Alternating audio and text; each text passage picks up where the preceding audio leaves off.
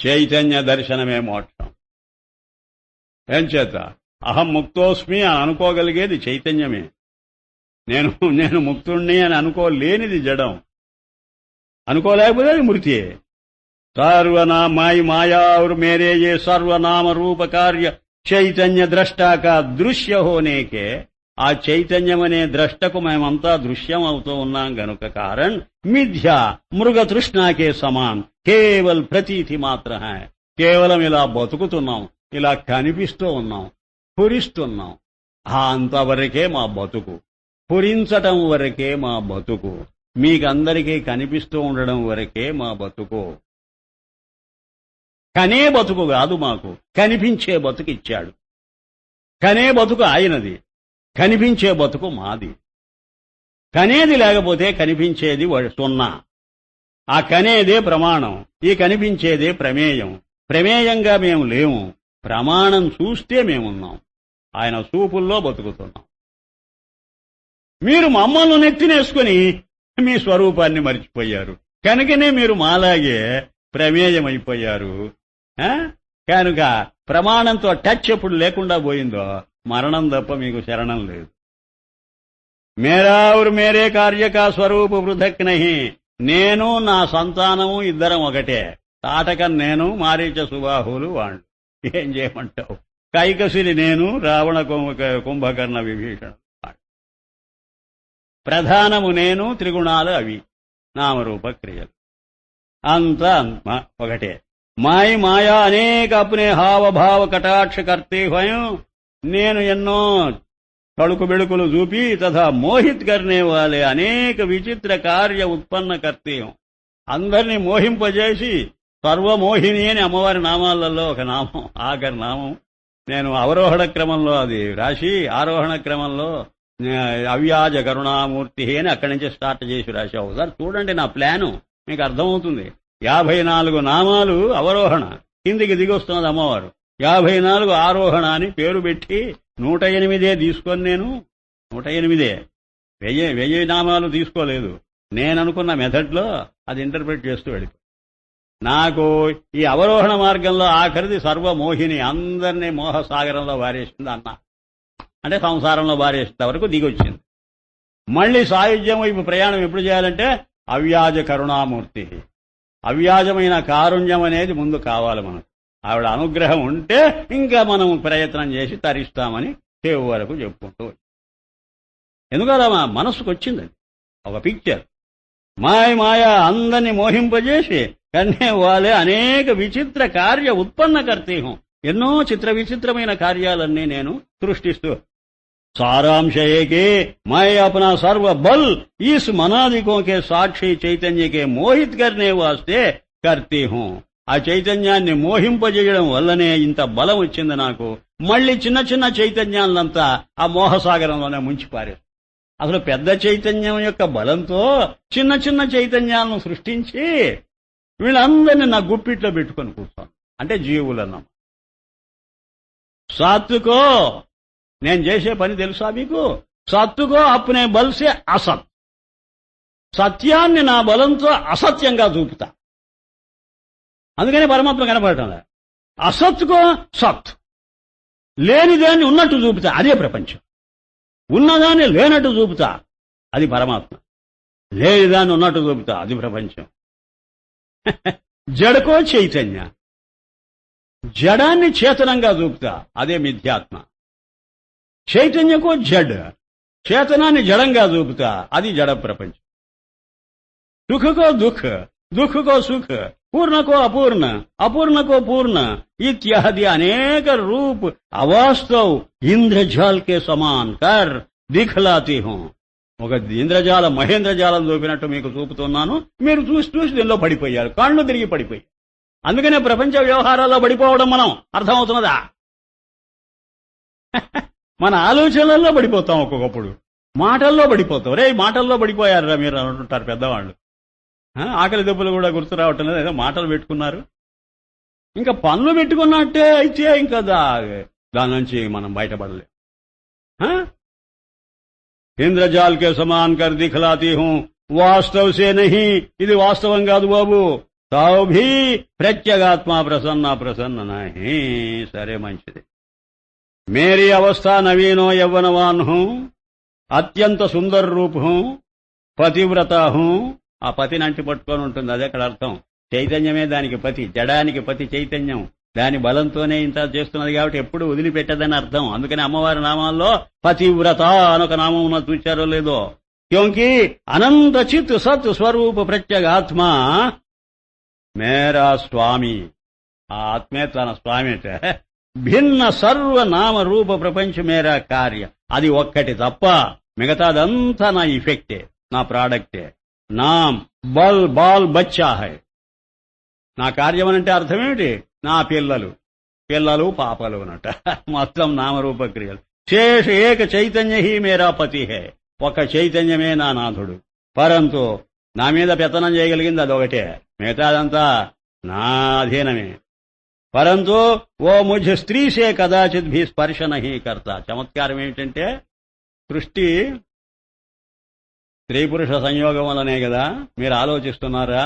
పొరపాటు పడుతున్నా. మీ సృష్టి కాదు మా సృష్టి. మా సృష్టి ఏంటంటే నిరాకారం అయిన చైతన్య స్వరూపం. నేను శక్తిని నిరాకారం. స్పర్శ ఎలా ఉంటుంది చూసుకో. పరంతు ఓ ముझ స్త్రీసే, స్త్రీనైన నాతో కదాచిత్ భీ స్పర్శ నహీ కర్తా. ఎప్పుడు స్పర్శ అనేది లేదు. జో మై లీలా రచూ, ఊరికి అవలీలుగా రచిస్తున్నానంటే ఇదంతా తిస్సే పహలే హీ సిర్ హోకర్ మేరా తథా మేరీ లీలా కా ద్రష్టా రహతా హై. నాకంటే ముందే ఉండి నన్ను, నా లీలామయమైన ఈ జగత్తును ఆయన దర్శిస్తూనే ఉన్నాడు. మొదటి నుంచి ఉన్నాడు. ఎలా ఉండాలో అలాగే ఉన్నాడు. ఆయనలో మార్పు లేదు. మార్పంతా నేను పట్టుకొచ్చా.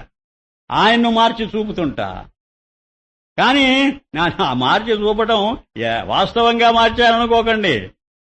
అది కేవలం వివర్తం, ఆభాసం.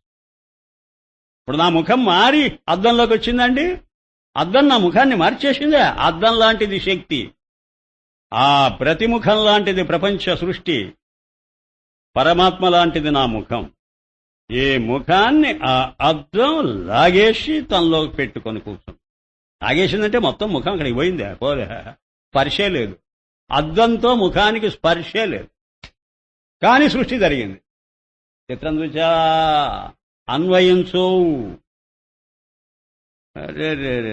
మై క్షణమాత్ర భీ తిస్. అందుకే వివర్తవాదం చెప్పడం అద్వైతులు. సృష్టి జరగలేదని అజాతవాదం. మై క్షణమాత్ర భీ తిస్సే భిన్న నహీ కర్ శక్తి. మళ్ళీ నేను వదిలిపెట్టకుండానే ఉన్నా. వదిలిపెట్టకుండానే ఉండే స్పర్శ లేదంటే అవేమిటి? అదే చిత్రం. మై క్షణమాత్ర భీ తిస్సే భిన్న నహీ కర్ శక్తి.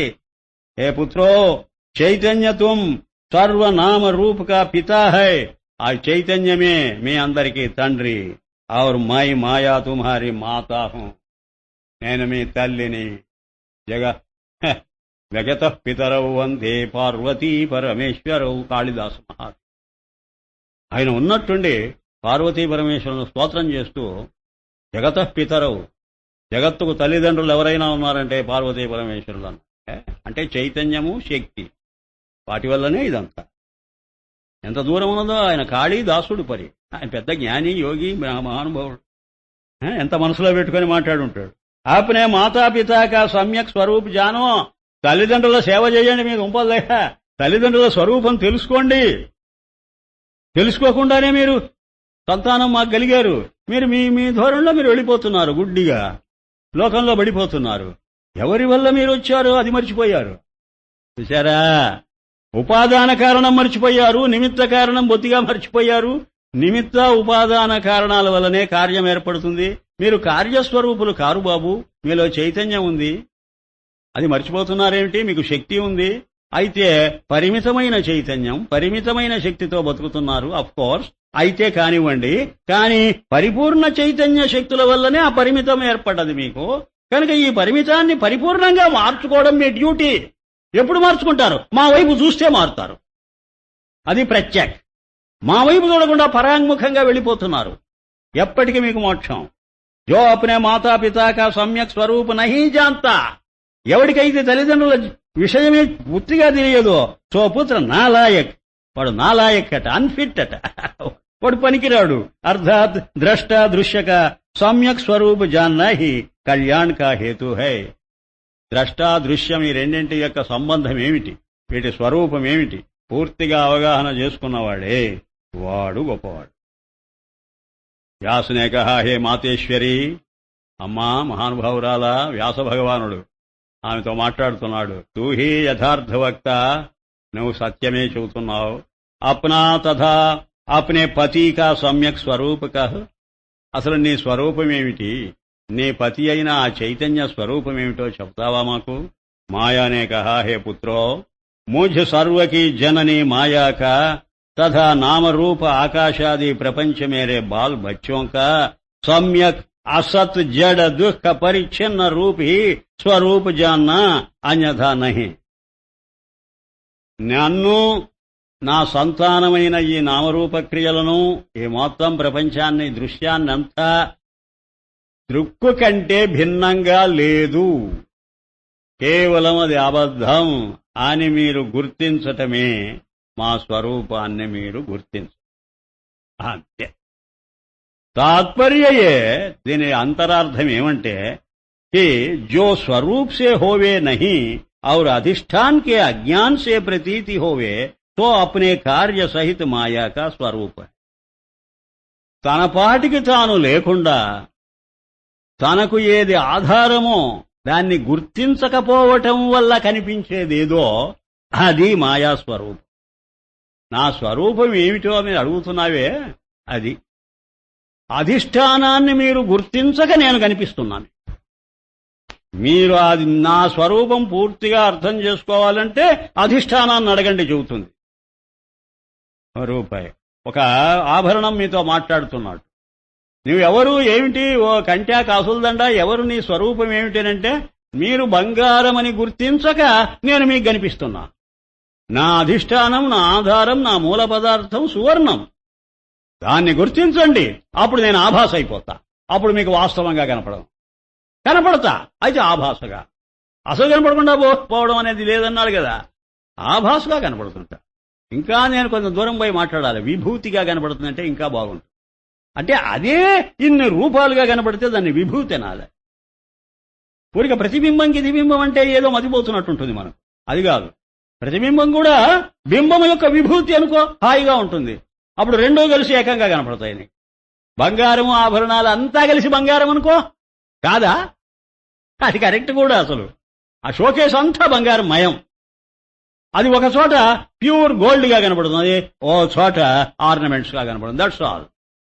అది స్వరూపం అందాం, ఇది విభూతి అందాం. భగవద్గీత అడిగితే చూస్తుంది కదండి.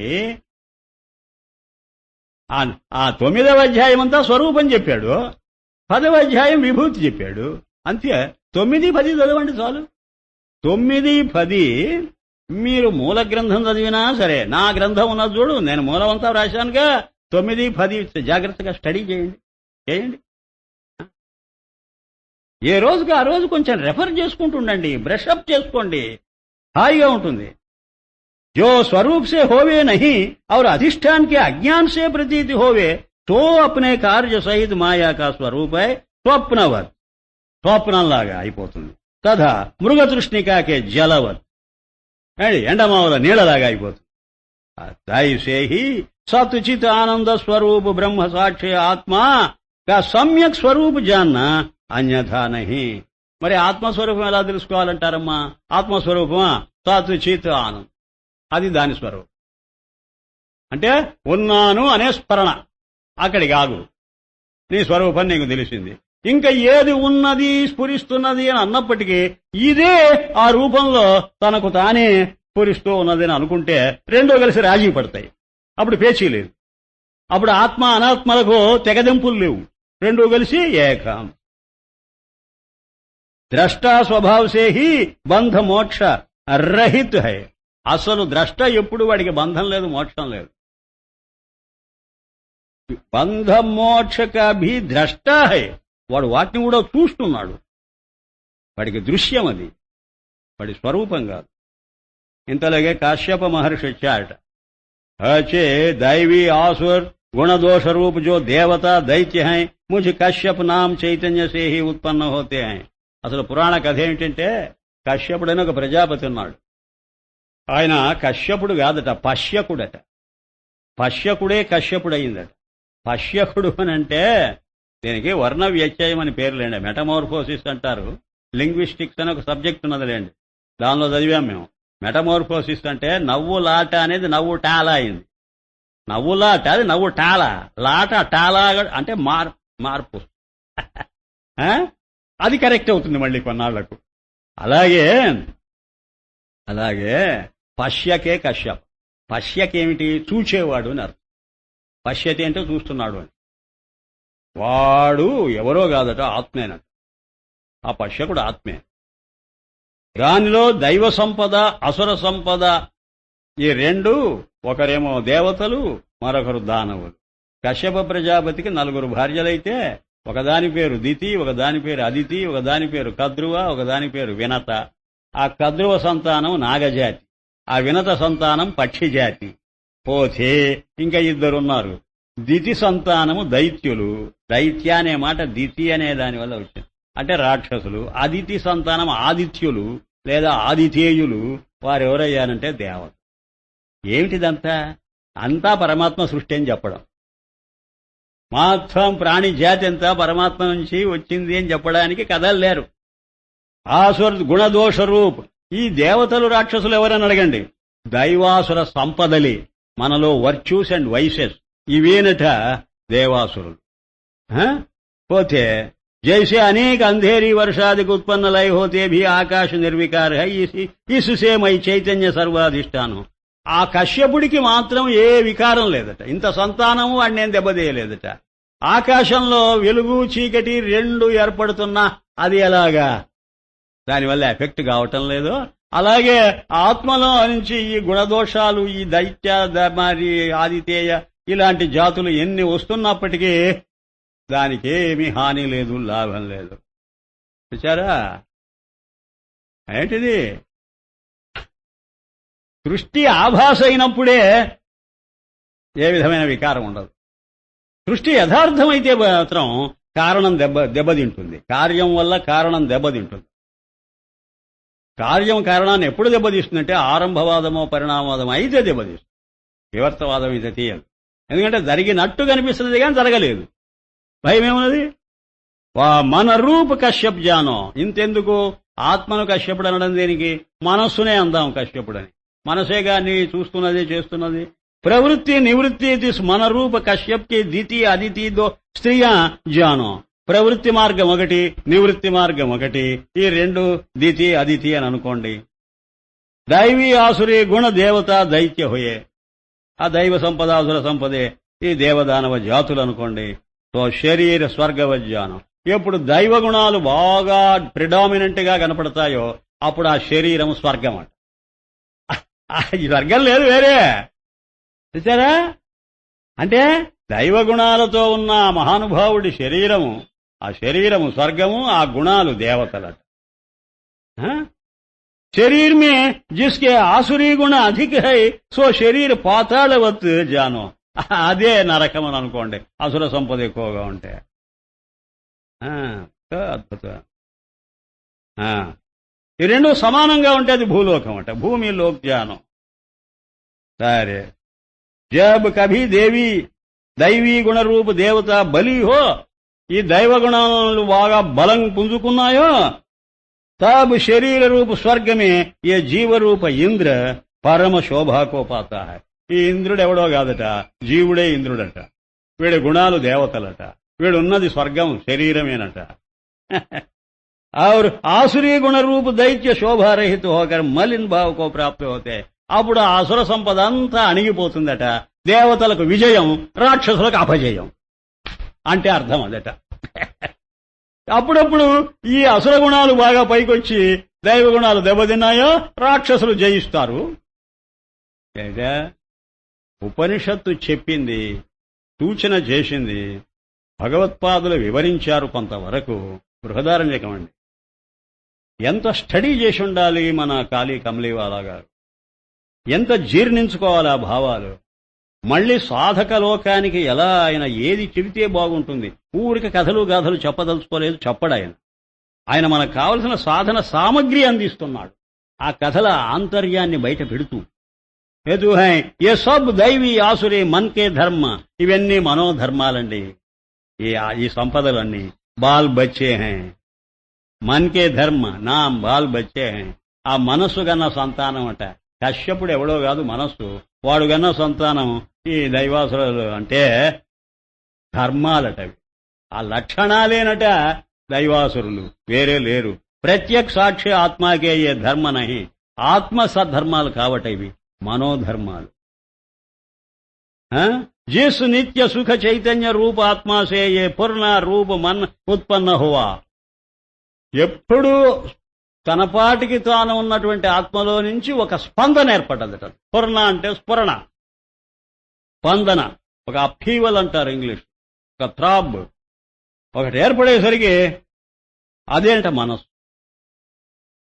తీసి మే డాల్నే సే నాశ్ హోతా హై, దీన్ని తీసుకుపోయి దానిలోనే బారేస్తే పోతుంది పీడా వదిలి మనస్సు అంటాడు.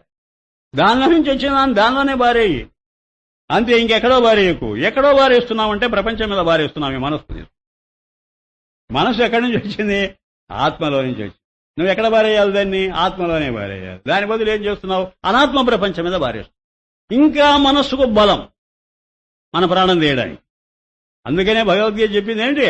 ఆత్మ సంస్థం మనఃకృత్వ నకించిదపి చింతయేత్.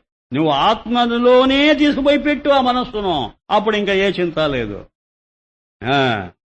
ఇసీ మే డాల్నేసే నాశ హోతాయ్, దానిలోనే వారేస్తే పూర్తిగా నశిస్తుంది. చైతన్య సూర్యలాల్కి మన్ రూప్ కిరణే ధమక్కే హై. ఆ చైతన్యం అనే సూర్యుడిలోంచి వచ్చిన కిరణాలే ఈ మనోభావాలన్నీ. మన్ కా నాశ్ కర్నా హై. ఏమని చేయాలి తెలుసుకోవాలట. పృథక్ నహి, దానికంటే వేరుగా లేవు ఈ కిరణాలు. ఆ బింబం కంటే, ఆ మండలం కంటే వేరుగా లేవు.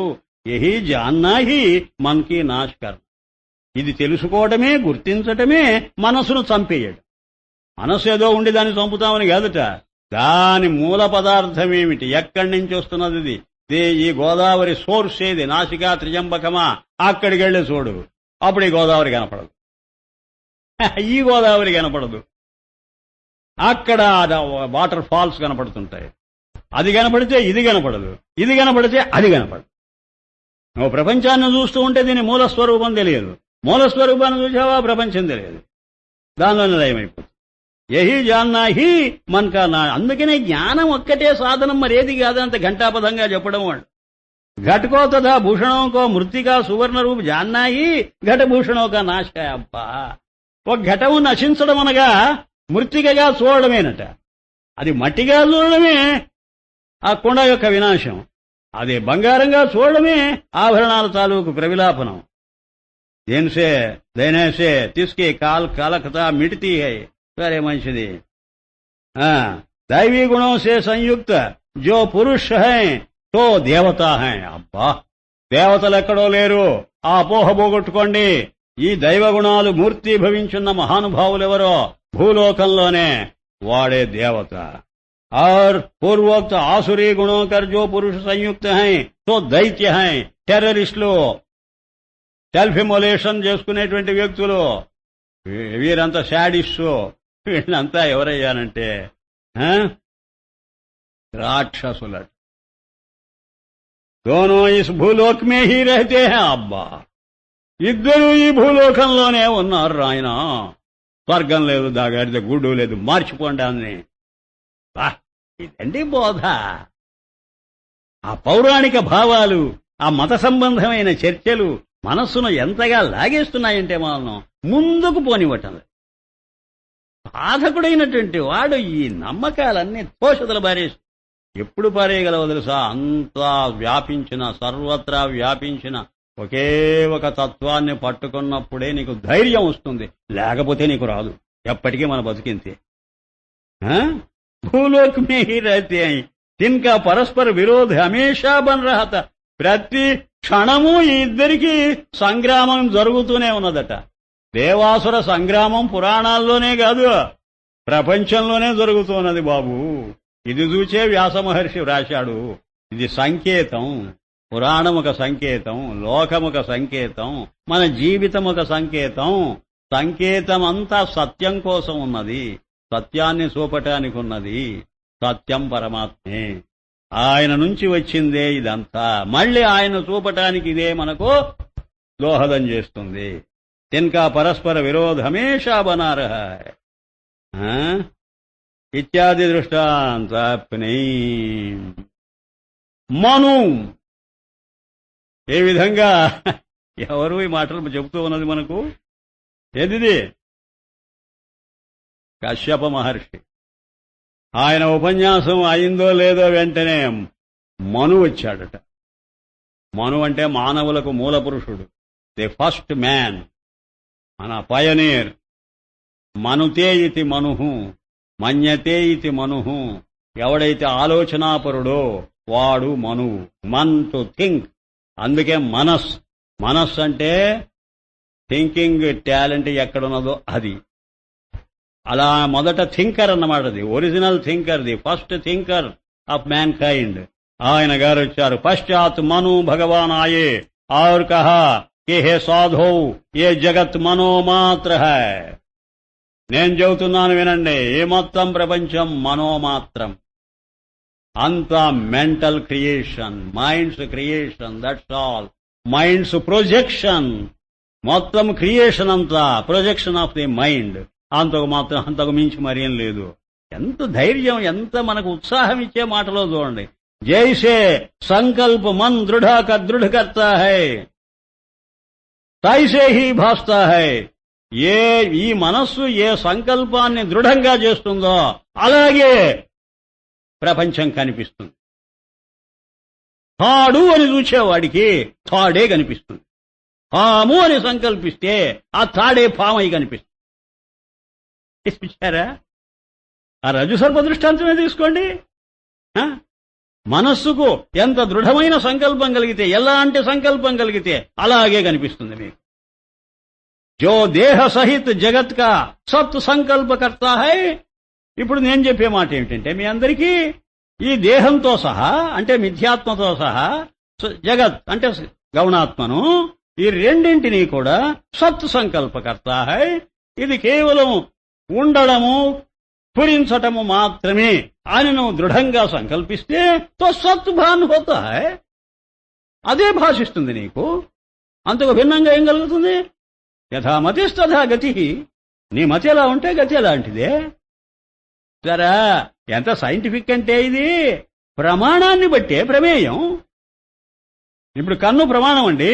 అదేం చేస్తుంది? రూపాన్ని చూస్తుందండి. ఈ రూపం కంటికే కనపడుతుంది, చెవికి కనపడదు, నాలుకగా కనపడదు. దాని ప్రమాణానికే దాని ప్రమేయం కనపడుతుంది.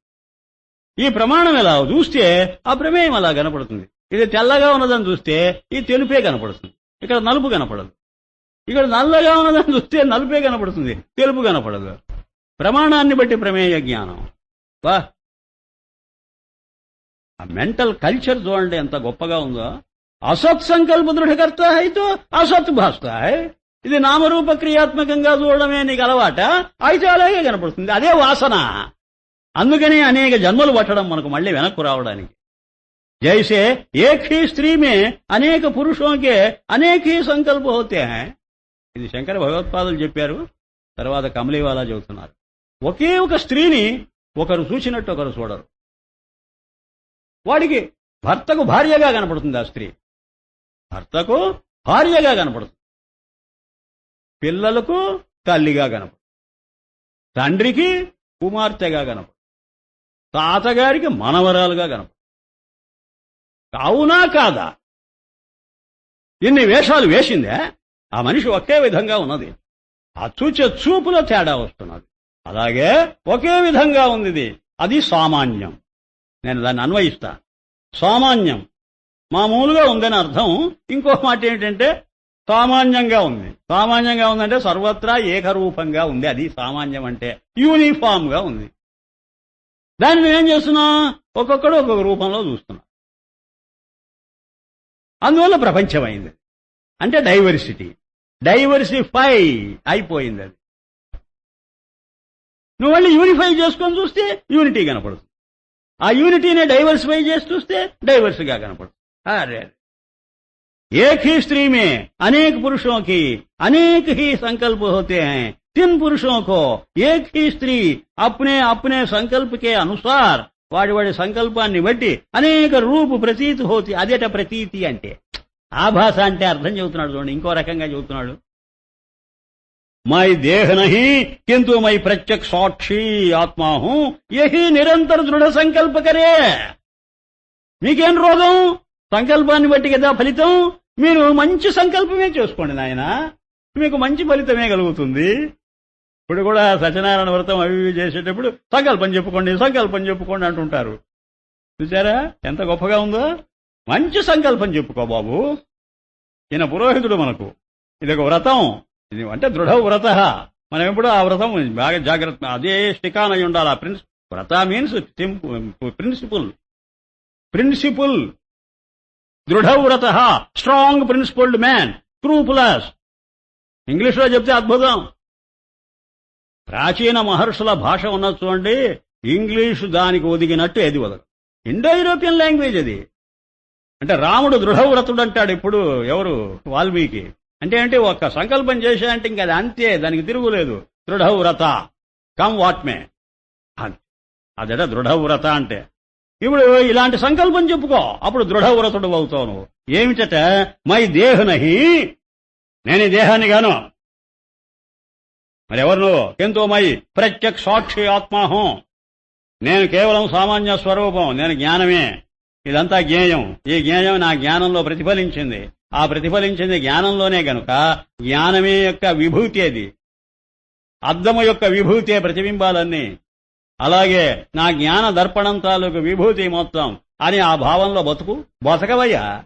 ప్రతిరోజు నువ్వు ప్రాక్టీస్ చేయి, నీకు ఫలితం ఎందుకు ఇవ్వదు? ఏది అలవాటైతే ఆ ఫలితం దానికి తప్పకుండా కలుగుతుంది. అదేండి మనం సోమర్లం. ఇప్పుడు ఆ మహానుభావుల యొక్క బోధ వింటుంటే ఎక్కడ లేని ఉత్సాహం వస్తుంది, చూచారో లేదో.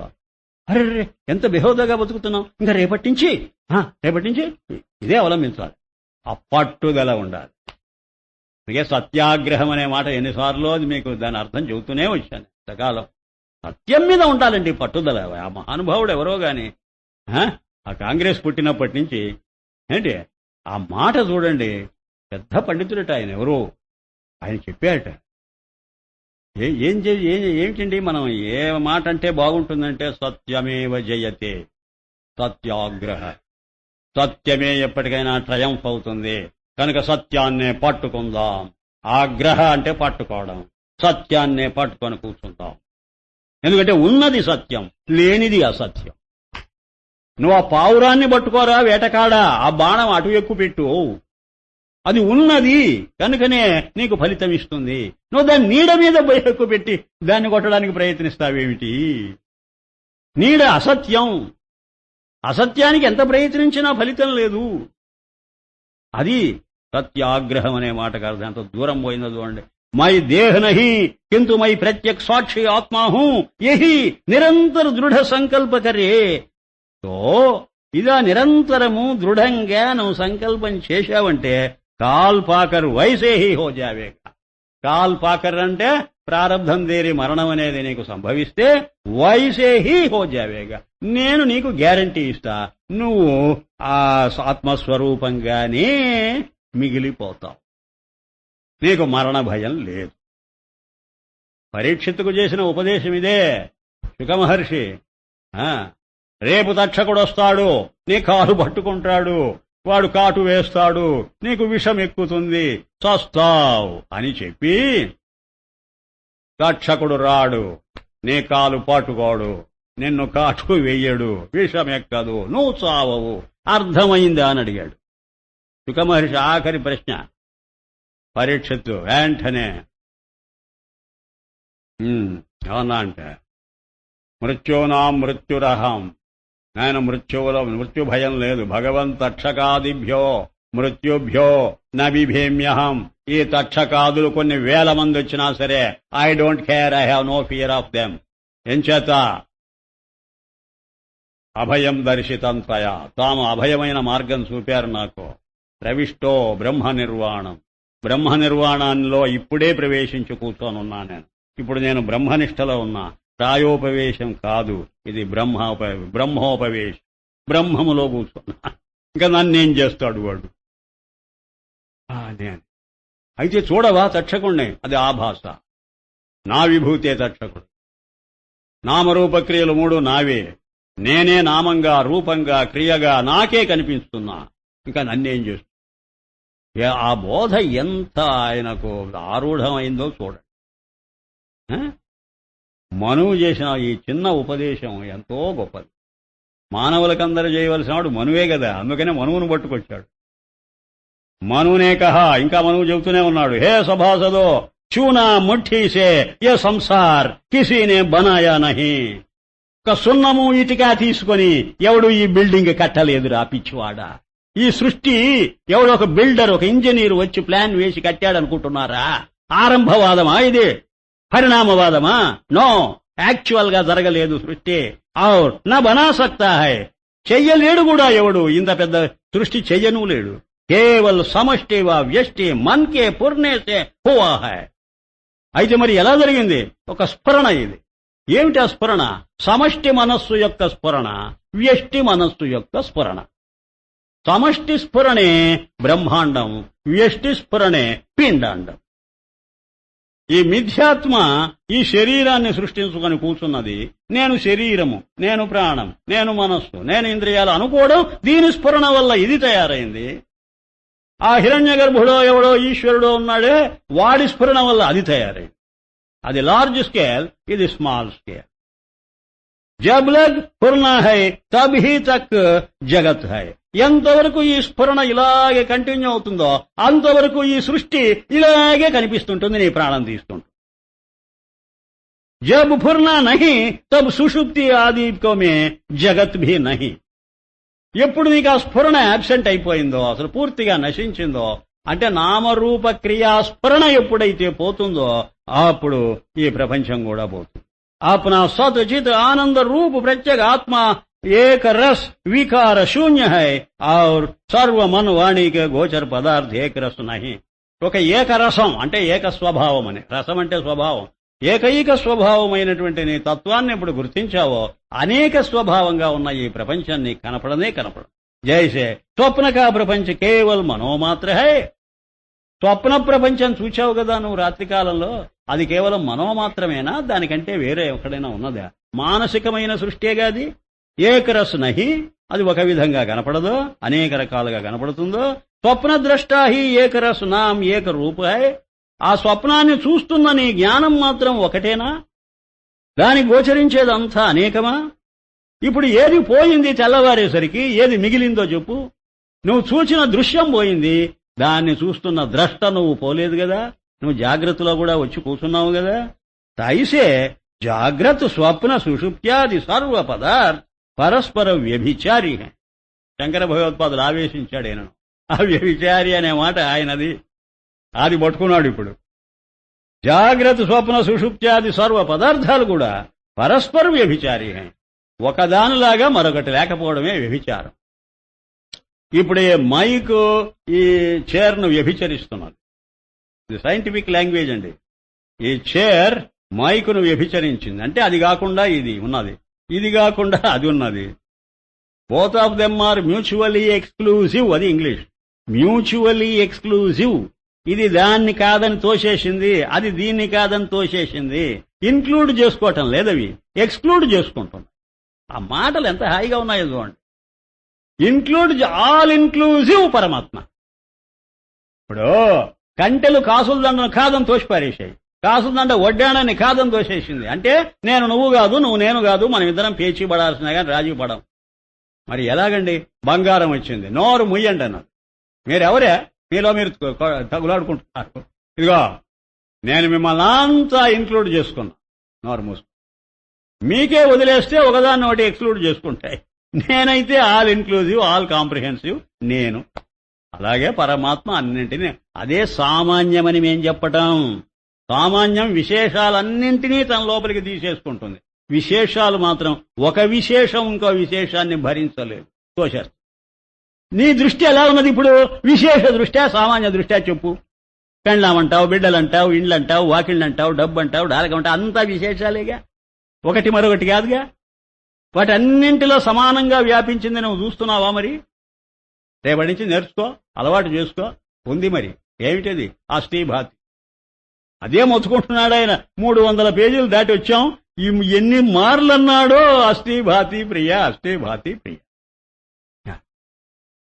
ఈ మైకు అస్థిభాతి, ఈ చైర్ అస్థిభాతి, ఆ బల్ల అస్థిభాతి, ఈ పుస్తకం అస్థిభాతి, నా శరీరం అస్థిభాతి, నా ప్రాణం అస్థిభాతి, నా మనోభావాలు అస్థిభాతి. బాస్ ఇంకా ఆ మాట అనుకునేటప్పటికి ఆగిపోవాలి నేను. ఆ మాట అనుకుంటూ అనుకుంటూ అలా సైలెంట్ అయిపో.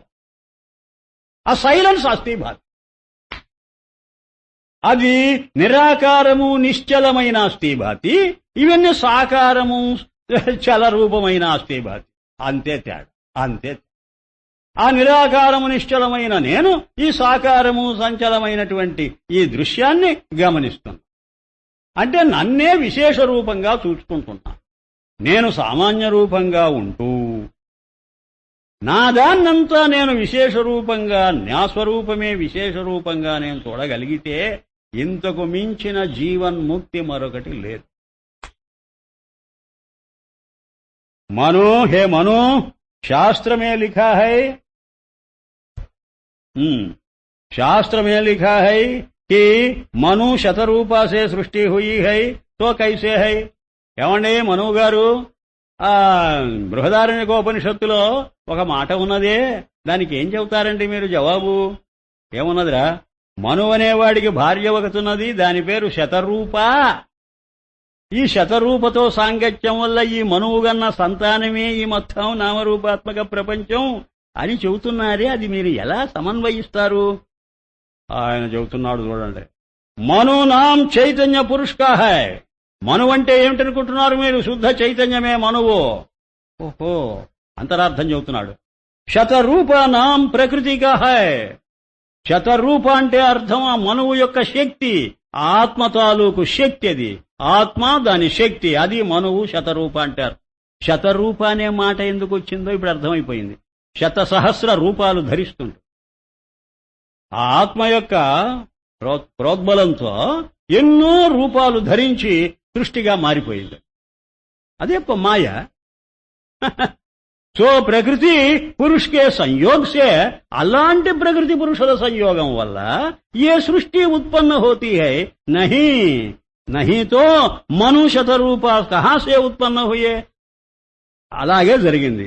అలా కాదనంటావా? ఈ మనువు శతరూప ఎక్కడి నుంచి వచ్చారు? జో కహో బ్రహ్మాసే, బ్రహ్మదేవుడి వల్ల వచ్చారా? తో బ్రహ్మ కహా సే ఉత్పన్న హువా. ఆ బ్రహ్మదేవుడు ఎక్కడి నుంచి పుట్టాడు? జో కహో బ్రహ్మ విష్ణు సే, తో విష్ణుకి వ్యక్తి కిస్సే హుయి. ఆ విష్ణు ఎక్కడి నుంచి పుట్టాడు? जैसे तरंग से तरंग नहीं होता, जल से ही तरंगादिक होते हैं तुम्हारा हमारे तथा सर्व जगत का साक्षी आत्मा स्वरूप है. తరంగంలోంచి తరంగం ఎలా పుట్టదో, విష్ణువులో నుంచి బ్రహ్మ పుట్టడు, బ్రహ్మలో నుంచి మనువు పుట్టడు. పిచ్చివాడల్లారా, ఇవన్నీ తరంగాలరా, ఇవన్నీ పరిచ్ఛిన్న రూపాలు. అపరిచ్ఛిన్నం పరిపూర్ణమైన ఆత్మస్వరూపం నుంచే సమస్తము ఇలా భాషిస్తున్నదని చెప్పండి. అది అసలు అంతరార్థం మొత్తం ఉపనిషద్ వాంగ్మయ అని చెప్పి ముగించాడు. ఓం శాంతి శాంతి శాంతి.